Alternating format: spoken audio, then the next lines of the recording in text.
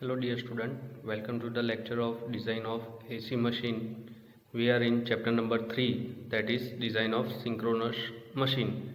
Okay, today we are going to discuss our new topic, that is the effect of length of air gap on the performance of synchronous machine.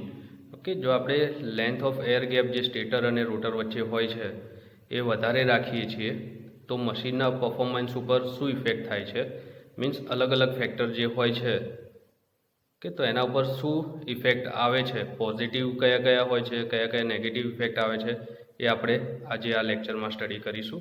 Okay, તો induction મશીનના અંદર આપણે જોયું હતું કે length of air gap વધારે છીએ તો શું થાય છે, પાવર ફેક્ટર રિડ્યુસ થાય છે. ઓકે, મશીનનો પાવર ફેક્ટર શું થાય છે, રિડ્યુસ થાય છે. ઓકે, તો હવે આપણે ઇન્ડક્શન મશીનની અંદર power factor, stability, then overload capacity એ બધું આપણે ફેક્ટર સ્ટડી કર્યા હતા on the basis of length of air gap between stator and rotor. Okay, એ જ વસ્તુ આપણે સ્ટડી કરવાનું છે, પણ this is for the synchronous machine. What will happen to the different quantities when we increase the length of air gap between stator and rotor for synchronous machine? Okay, તો length of air gap જે છે મશીનને એ વધારે પડતું influence કરે છે મશીનના performance ઉપર. ઓકે, જે એર ગેપ છે, જો આપણે સ્ટેટર અને રોટર વચ્ચેની એર ગેપ વધારી દઈએ છીએ તો શું થશે, રિલક્ટન્સ વધશે. સ્ટેટર અને રોટર વચ્ચે શું થઈ જશે, એરનો વધારો થશે. ઓકે, તો જે ફ્લક્સ પાસ થતો હોય છે ફ્રોમ સ્ટેટર ટુ રોટર, તો વચ્ચે એર વધારે હોય છે, મીન્સ રિલક્ટન્સ વધારે થશે. ઓકે, તો આપણે same flux stator to rotor pass કરવો છે તો શું કરવું પડે, સેમ ફ્લક્સ સ્ટેટરથી રોટર સુધી આપણે પહોંચાડવું છે તો એના માટે શું કરવું પડે, વધારે એમ્પિયર ટર્ન્સ મીન્સ એમએમએફની જરૂર પડે. હવે વધારે એમએમએફ પ્રોડ્યુસ કરવું હોય તો પછી મશીનની સાઇઝ શું થઈ જાય, એમ્પિયર ટર્ન વધી જાય તો મશીનની સાઇઝ ઓબ્વિયસ છે વધી જાય. હવે મશીનની સાઇઝ વધે છે તો કોસ્ટ એનો વધવાનો છે. ઓકે, તો આ મેઇન ફેક્ટર છે. ક્લિયર? આર્મેચર એમએમએફ તમારે વધારો કરવો પડે છે ફ્લક્સને પહોંચાડવા માટે, તો એના માટે આ બધા ગેરફાયદા પણ સાથે થાય છે. ઓકે, એની સાથે સાથે જે સિંક્રોનસ રિએક્ટન્સ છે એની વેલ્યુ સ્મોલ મળશે, અને synchronous reactance means XS. Okay, તો હમણાં લાસ્ટ થિયરી આપણે જે શીખ્યા SCR, short circuit ratio is equal to 1/XS. હવે SCR and synchronous reactance are inversely proportional to each other. હવે synchronous reactance જો ઓછો થશે તો SCR વધશે, અને લાસ્ટ લેક્ચરમાં આપણે સ્ટડી કરી લીધું છે કે SCRની વેલ્યુ વધી જાય છે તો શું બેનિફિટ થાય છે, વેલ્યુ ઘટી જાય છે તો શું બેનિફિટ થાય છે. ઓકે, એ આપણે લાસ્ટ લેક્ચરમાં જોઈ લીધું છે. ઓકે, તો જ્યારે મશીનની લેન્થ ઓફ એર ગેપ વધારે હોય છે ત્યારે કયા કયા પેરામીટર આપણે સ્ટડી કરવાના છે. ઓકે, તો first of all is stability. Okay, તો જ્યારે લેન્થ ઓફ એર ગેપ વધે છે તો સ્ટેબિલિટી લિમિટ પણ વધી જાય છે મશીનની. Second one is the regulation. Okay, smaller value of inherent regulation. જો લેન્થ ઓફ એર ગેપ વધી જશે તો ઇનહેરન્ટ રેગ્યુલેશનની વેલ્યુ પણ સ્મોલ થશે. સિંક્રોનાઇઝિંગ પાવર, તો આ ફેક્ટર આપણે આગળના લેક્ચરમાં શીખી ગયા છીએ. It's depend on value of XS or SCR. Okay, તો શું થશે, સિંક્રોનાઇઝ પાવર શું થશે આના અંદર, higher the value of synchronising power. શું થશે, જ્યારે સ્ટેટર અને રોટર વચ્ચે એર ગેપ વધારે રાખીશું તો સિંક્રોનાઇઝિંગ પાવર શું થશે, વધશે. મીન્સ મશીન જ્યારે ઓપરેટ કરતા હોય છે પેરેલલમાં તો ત્યારે લોડના લીધે જે ફ્લક્ચ્યુએશન આવતું હોય છે, ઓકે, તો એ મશીન એને સ્ટેબિલિટીમાં રાખશે. મીન્સ મશીન જે એકબીજા સાથે સિંક્રોનાઇઝ થયેલા છે એ એમની એમ કામ કરી શકશે ભલે લોડની અંદર વેરિએશન વધે જાય. તો આના અંદર લખ્યું છે okay, higher value of synchronising power which makes machine less sensitive to load variation. લોડનું વેરિએશન જે થતું હોય છે એના સામે શું થઈ જશે, મશીન સેન્સેશન ઘટી જશે. મીન્સ આરામથી એ કામ કરશે, ભલે એ વસ્તુ ચેન્જ થતી રહે, લોડ ચેન્જ થતો રહે તો પણ કંઈ ફરક પડશે નહીં. Okay. Next point is, fourth point is the cooling. Cooling becomes better. Okay, next point means point number 4 is cooling. Okay, તો સ્ટેટર અને રોટર વચ્ચે એર ગેપ આપણે વધારે રાખીએ છીએ તો કુલિંગ ઉપર શું ઇફેક્ટ થાય એ આપણે જાણીએ કે સ્ટેટર અને રોટર વચ્ચે એર ગેપ વધી જાય છે. હવે એર ગેપ વધે છે મીન્સ પવનનો ફ્લો, હવાનો ફ્લો શું થશે? સારી રીતે થશે, વધી જશે. તો એના લીધે શું થાય? Cooling will be better. Clear? Fifth point is the noise. Okay, તો સ્ટેટર અને રોટર વચ્ચે એર ગેપ વધારે છે તો નોઇઝની વેલ્યુ શું થાય છે? રિડ્યુસ થાય છે. હવે નોઇઝની વેલ્યુ કઈ રીતે રિડ્યુસ થાય? સ્ટેટર અને રોટર વચ્ચે એર ગેપ વધારે છે તો નોઇઝ રિડ્યુસ થાય છે, means effect of pulsation. Okay, stator અને રોટર વચ્ચે ગેપ વધી જાય છે તો પલ્સેશન ઘટશે. પલ્સેશન ઘટે છે તો નોઇઝ શું થશે? રિડ્યુસ થશે. કે next point is magnetic pull. Okay, magnetic પુલનું શું થશે? Magnetic pull is the effect between stator and rotor due to variation of load. Okay, stator અને રોટર વચ્ચે જે શાફ્ટ છે એ પોતાની જગ્યાથી શિફ્ટ થાય છે. કઈ રીતે શિફ્ટ થાય છે? Due to variation of load. Okay, તો એર ગેપ સ્ટેટર અને રોટર વચ્ચે વધી જાય છે તો એના લીધે શું થશે? મેગ્નેટિક પુલની ઇફેક્ટ જે છે સ્ટેટર ટુ રોટર એ શું થઈ જશે? ઘટી જશે. ઓકે, તો રોટરની જે સ્ટેબિલિટી છે એ વધી જશે. ઓકે, એટલે અહીંયા લખ્યું જ છે smaller value of unbalance magnetic પુલ.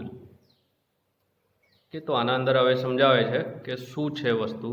ઉપરના એડવાન્ટેજ કીધા, હવે આપણે બીજું જોઈએ ડિસએડવાન્ટેજ.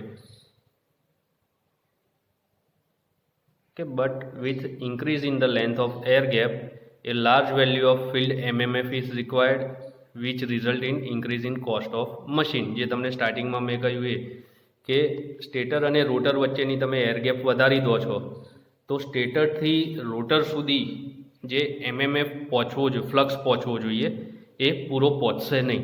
ઓકે, કારણ કે રિલક્ટન્સ વધે છે એર ગેપના લીધે. હવે એ રિલક્ટન્સને પહોંચી વળવા માટે શું કરવું પડશે?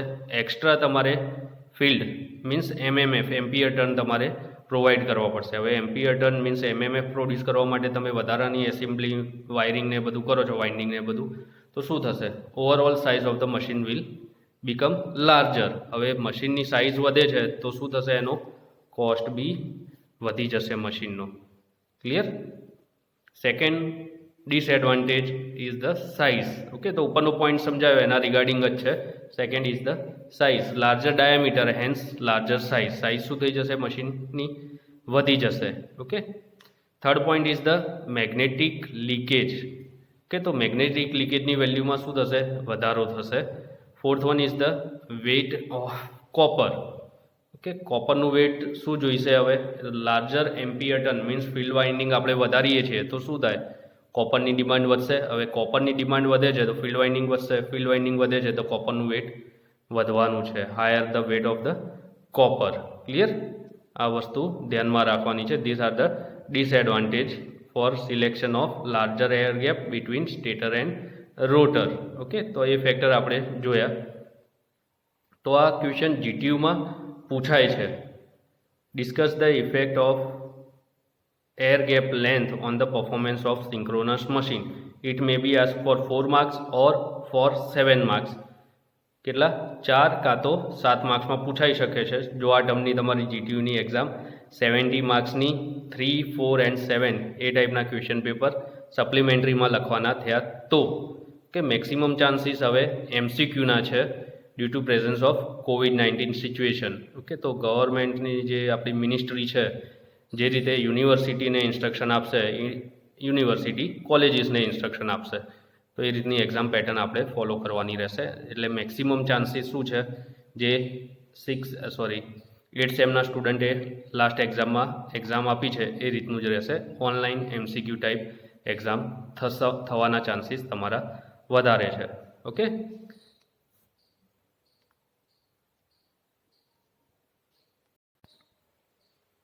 okay, next topic is the design of stator or armature design. Okay, તો સ્ટેટર તમે ડિઝાઇન કરો છો તો બે પેરામીટર હોય છે સ્ટેટરમાં. કયા હોય છે? First one is the slot and second one is the સ્લોટની અંદર જે આવે છે વાઇન્ડિંગ. ઓકે, તો કઈ ટાઈપની વાઇન્ડિંગ આના અંદર યુઝ થાય છે? We are studying the synchronous machine. તો એના અંદર બે ટાઈપની વાઇન્ડિંગ પોસિબલ યુઝ થાય છે. એક છે single layer type and second one is the double layer type. તો મશીનની રિક્વાયરમેન્ટ શું છે, આપણે કેટલા વોલ્ટેજ માટે એને બિલ્ડઅપ કરીએ છીએ, ફ્લક્સની રિક્વાયરમેન્ટ શું છે, એ પ્રમાણે એના અંદર વાઇન્ડિંગ યુઝ થાય છે. તો machine having the largest value of flux per pole have small number of turns per phase and therefore a double layer bar winding may be used for them. Okay, તો single winding અને double layer winding, single layer winding and double layer winding, એ બેનું comparison આપ્યું છે કે કયા કયા પેરામીટરો ઉપર આપણે એને કમ્પેર કરી શકીએ છીએ અને એનો એપ્લિકેશન શું થઈ શકે. Okay, this is the comparison between double layer winding and single layer winding. The point of comparison is the first one is manufacturing. The manufacturing of double layer winding is easy compared to single layer winding. Okay, next point is the cost. The cost of manufacturing of double layer winding is lower compared to single layer winding is higher. Repairing. Okay, તો repairing ક્યારે થાય? જ્યારે maintenance વધારે આવતું હોય ત્યારે. Okay, તો double layer વાઇન્ડિંગમાં શું છે? The repair cost is less. No coils number of coils are required as spare. Okay, જે આપણે કોઇલ છે એ ઓછું જોઈએ છે, તો એના લીધે શું થશે? રિપેર ઓછું જોઈએ છે compare to single layer winding, જેના અંદર મેન્ટેનન્સ વધી જાય છે. Fourth point is slot. Okay, તો સ્લોટના અંદર વાઇન્ડિંગ જે યુઝ થાય છે આપણે કઈ રીતે કરી શકીએ છીએ? તો for double layer winding fractional slot winding can be employed. એ આપણે યુઝ કરી શકીએ છીએ, પણ એ જ વસ્તુ fractional slot winding for single layer winding can not be employed. Okay, fifth point is the pitch. Pitch, fractional pitch coil can be used. Double layer winding જે હોય છે એના અંદર ફ્રેક્શનલ પીચ કોઇલ આપણે યુઝ કરી શકીએ છીએ, પણ સિંગલ લેયર વાઇન્ડિંગમાં એ આપણે યુઝ કરી શકતા નથી. Sixth point is the efficiency. The efficiency of the synchronous machine will be lower if V use double layer winding compare to single layer winding. Single layer winding જો use થશે તો એની efficiency higher side હશે compare to double layer winding. Operation will be quieter for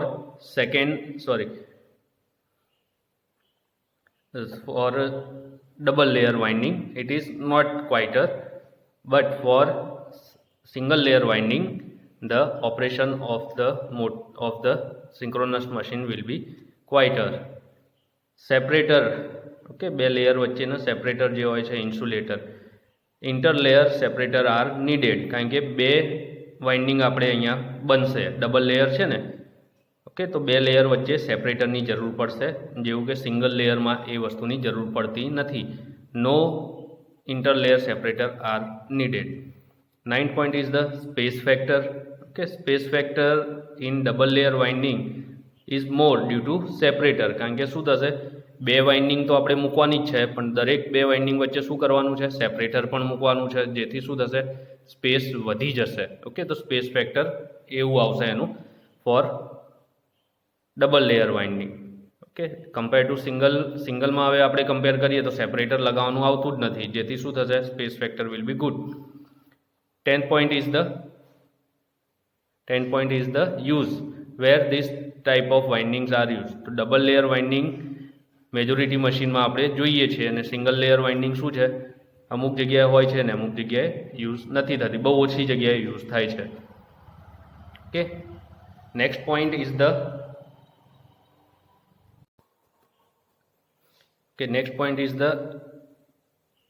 explain the factor to be considered while selecting the number of armature slot in design of synchronous machine. GTU માં question આ રીતે પૂછાય છે.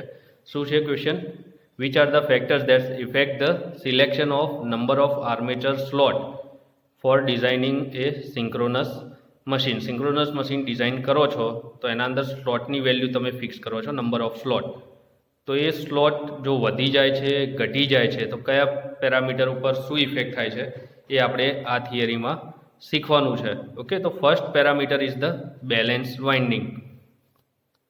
Okay, તો આપણે સ્લોટની સંખ્યા એવી select કરવાની છે કે જેના અંદર વાઇન્ડિંગ આપણે જે વાઉન્ડ કરીશું એ બેલેન્સ વાઇન્ડિંગ આપણને મળે. ઓકે, જો બાય ચાન્સ એવું ના થયું, બેલેન્સ વાઇન્ડિંગ આપણે વાઉન્ડ કરી શક્યા નહીં, તો એના લીધે શું પ્રોબ્લેમ થાય છે? It will give rise to the overheating of the rotor surface. Rotor સરફેસનું ઓવરહીટિંગ થશે. તો એ કેમ થાય છે? Due to presence of space harmonics. હવે સ્પેસ હાર્મોનિક કોના લીધે ઉત્પન્ન થાય છે? Due to irregularities in the winding. Winding સરખી રીતે વાઉન્ડ ના થઈ હોય તો સ્પેસ હાર્મોનિક ઉત્પન્ન થાય છે. સ્પેસ હાર્મોનિક ઉત્પન્ન થાય છે તો શું થાય? એના લીધે રોટરના એરિયા જે છે એના સરફેસ ઉપર અમુક જગ્યાએ હીટિંગ, ઓવરહીટિંગ થવાનું ચાલુ થઈ જાય છે. ઓકે, તો એ વસ્તુ ના થવી જોઈએ. એટલે આપણે સ્લોટ એવા સિલેક્ટ કરવાના રહે જેથી વાઇન્ડિંગ જે છે એ બધી પ્રોપરલી વાઉન્ડ થાય, બેલેન્સ વાઇન્ડિંગ આપણને મળે. Okay, second point is the cost. Okay, smaller number of slot leads two A slight saving. Okay, જો સ્લોટની સંખ્યા ઓછી હશે તો આપણને શું મળશે? કોસ્ટમાં ફાયદો થાય છે. કેમ? Because there are fewer coil to wound. Okay, સ્લોટની સંખ્યા ઓછી છે તો કોઇલ શું થશે? ઓછી આપણે વાઉન્ડ કરવાની થાય. હવે કોઇલ ઓછી વાઉન્ડ કરીએ છીએ તો એના લીધે શું થાય છે? મેન પાવર બચે છે, ટાઈમ બચે છે, ઇન્સ્યુલેશન નથી કરવું પડતું એનું. જેટલી વાઇન્ડિંગ ઓછી એટલું ઇન્સ્યુલેશન ઓછું, એટલું મેન પાવર ને એટલા પૈસા બધું બચે છે. ઓકે, તો કોસ્ટ શું થશે? કોસ્ટમાં થોડો ફાયદો થઈ શકે છે જો આપણે નંબર ઓફ સ્લોટ ઓછા સિલેક્ટ કરીએ છીએ. Third point is hot spot temperature. Okay, a smaller number of slots result in bunching of conductor. તો આપણે જો સ્લોટની સંખ્યા ઓછી યુઝ કરીએ છીએ તો એના અંદર શું કરવું પડશે? આપણે કંડક્ટરની સંખ્યા શું થશે? વધી જશે. બંચિંગ આપણે કરવું પડશે એના અંદર. ઓકે, તો એના લીધે શું થાય છે? ઓછી સ્પેસના અંદર વધારે કંડક્ટર આપણે યુઝ કરીએ છીએ તો એ જે સ્લોટનો એરિયા છે એ તો એના જ રહેવાનો છે. એના અંદર વાઇન્ડિંગની સંખ્યા વધી જાય છે. હવે વાઇન્ડિંગ વધે છે તો એર શું થશે? અંદર એર ઓછી ફ્લો થઈ શકે. ઓકે, એર ઓછી ફ્લો થાય તો એના લીધે શું થશે? ઇન્ટરનલ ટેમ્પરેચર રાઇઝ થશે. Okay, point number 3 is clear. Now point number 4, leakage reactance. Okay, leakage reactance when the number of slot is small. જ્યારે આપણે સ્લોટની સંખ્યા શું કરીએ છીએ? ઓછી રાખીએ છીએ તો લીકેજ ફ્લક્સ અને લીકેજ રિએક્ટન્સ વધશે. હવે લીકેજ ફ્લક્સ અને લીકેજ રિએક્ટન્સ વધે છે. ઓકે, જ્યારે આપણે સ્લોટની સંખ્યા ઘટાડીએ છીએ તો બધા કંડક્ટર શું થશે? એકબીજાથી વધારે નજીક રહેશે જેથી લીકેજ રિએક્ટન્સ અને લીકેજ ફ્લક્સની વેલ્યુ વધશે. Tooth ripple. Now tooth ripples in the field form and consequent pulsation losses in the pole decreases if the large number of slot are used. Okay, 1 થી 4 માં આપણે જોયું જો સ્લોટની સંખ્યા ઓછી યુઝ થાય તો શું થાય. હવે જો આપણે સ્લોટની સંખ્યા વધારીએ છીએ તો શું થશે? યસ, ટૂથ રિપલ એન્ડ પલ્સેશન જે છે એ ઘટી જાય છે જો આપણે સ્લોટની સંખ્યા વધારી દઈએ છીએ. સ્લોટની સંખ્યા વધારવાથી શું થશે? સ્મૂથનેસ આવી જશે આખા સરફેસ ઉપર અને ઇવન સરફેસ આપણને મળે છે જેથી જે ઝિગઝેગ ફ્લક્સ ને બધું એસ્ટાબ્લિશ થતું હોય છે એના અંદર રિડક્શન આવશે. ઓકે, એટલે ટૂથ રિપલ એન્ડ પલ્સેશન એ ઘટી જશે, પલ્સેશન લોસીસ ઘટી જશે. Okay, 6th point is the flux density in the iron.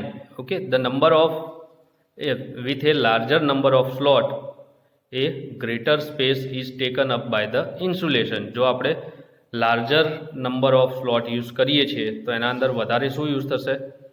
Insulation વધારે યુઝ કરવું પડશે. This result in the narrow teeth. જે ટીથની વીડ્થ હશે એ શું થશે? ઘટશે. હવે ટીથની વીડ્થ ઘટે છે તો એના લીધે શું થાય? ફ્લક્સ ડેન્સિટી એની જે એક્સેપ્ટેબલ વેલ્યુ છે એનાથી બિયોન્ડ જતી રહે છે. ઓકે, અને અમુક વાર એવું પણ બને કે એને પહોંચી વળવા માટે આપણો જે તીત છે એ મિકેનિકલી વીક કન્સ્ટ્રક્શન થાય છે એનું. જે થીન થતો જાય ટીથ તો એને મિકેનિકલી સપોર્ટ આપવો પડે છે. ઓકે, ડકથી લઈને જે કુલિંગ ઉપર ઇફેક્ટ કરે. જો ડકથી આપણે એને આઈ સપોર્ટ ઓર ટી સપોર્ટ આપીએ છીએ ટીથને મજબૂત કરવા માટે તો કુલિંગ ઉપર ઇફેક્ટ થશે, કારણ કે વચ્ચે જે ટી સેક્શન ઓર આઈ સેક્શન યુઝ કરીશું સપોર્ટ માટે તો એરના ફ્લોને અટકાવશે. ઓકે, એટલા માટે એ વસ્તુ ધ્યાનમાં રાખવાની રહી. ઓકે, તો the value of slot pitch serves as a guide when choosing the number of armature slot. તો આર્મેચર સ્લોટ સિલેક્ટ કરીએ છીએ તો એના અંદર મેઇન ગાઈડન્સ ક્યાંથી પ્રોવાઈડ થશે?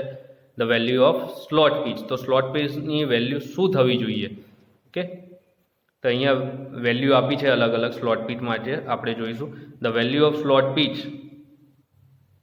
The value of slot pitch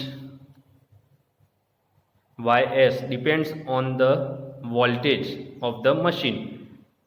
For high voltage machine which are normally built in large capacity, it is desirable to use large slot pitch. high voltage machine જો આપણે build-up કરીએ છીએ તો એના અંદર slot pitch કેવી હોવી જોઈએ?